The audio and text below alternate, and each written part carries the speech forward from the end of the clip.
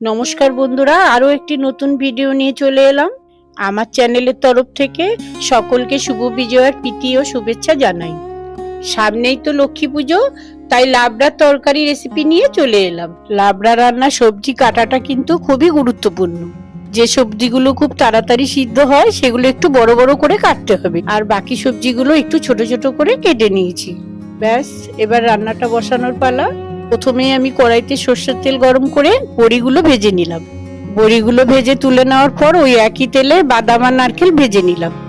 অনেকেই লাবড়ার তরকারিতে সবজিগুলো একবারে দিয়ে দেয়, আমি এখানে সবজিগুলোকে আলাদা আলাদা করে ভেজে নিই, এতে টেস্টটা ভালো হয়। সেই মতো আমি প্রথমে আলু, গাজর আর মূলোগুলোকে ভালো করে ভেজে নিলাম। এবার এগুলোকে তুলে নিয়ে আমি কুমড়ো, পটল আর বরবটিগুলোকে ভেজে নিলাম। দেখুন, সবজিগুলো ভাজতে ভাজতেই অর্ধেক সিদ্ধ হয়ে গেল। আমি কিন্তু আলাদা করে ভাজার সময় কোনো নুন হলুদ দেইনি।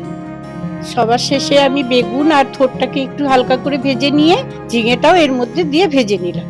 সব সবজিগুলো ভাজা হয়ে গেল। এবার সবকিছু আলাদা করে রেখে দিলাম। আর একটু তেল গরম করে নিয়ে এতে 5 ফোড়ন, তেজপাতা, শুকনো লঙ্কা ফোড়ন দিলাম। সাথে সাথে এর মধ্যে আদা বাটা আর লঙ্কা কুচি দিয়ে দিলাম। এবার এক এক করে জিরে গুঁড়ো, ধনের গুঁড়ো, লঙ্কা গুঁড়ো, হলুদ গুঁড়ো আর স্বাদ মতো লবণ দিয়ে দিলাম। মশলাটা যাতে না পুড়ে যায় তাই আমি সামান্য জল দিয়ে কষিয়ে নিলাম। আর মশলাটা কষানো হয়ে গেলে আগে থেকে ভেজে রাখা সমস্ত সবজিগুলো দিয়ে দিলাম। আর এবার উপর থেকে লাউ টুকরোগুলো আর পুঁই শাকগুলো দিয়ে দিলাম। এবার সব সবজিগুলোকে খুব ভালো করে মিশিয়ে নিয়ে মশলাগুলোকে আর কিছুক্ষণ কষাতে হবে। আর কষানো হয়ে গেলে কিছুক্ষণের জন্য এটাকে ঢেকে দিতে হবে। মাঝখানে একবার ঢাকনা খুলেছি, দেখুন কতটা জল ছেড়েছে। এই সময় আগে থেকে ভেজে রাখা বড়ি, বাদাম, নারকেলটা দিয়ে দিলাম। সবজিগুলো অনেকটাই সিদ্ধ হয়ে এসেছে, কিন্তু এগুলোকে ঢেকে আরো কিছুক্ষণ সিদ্ধ করতে হবে।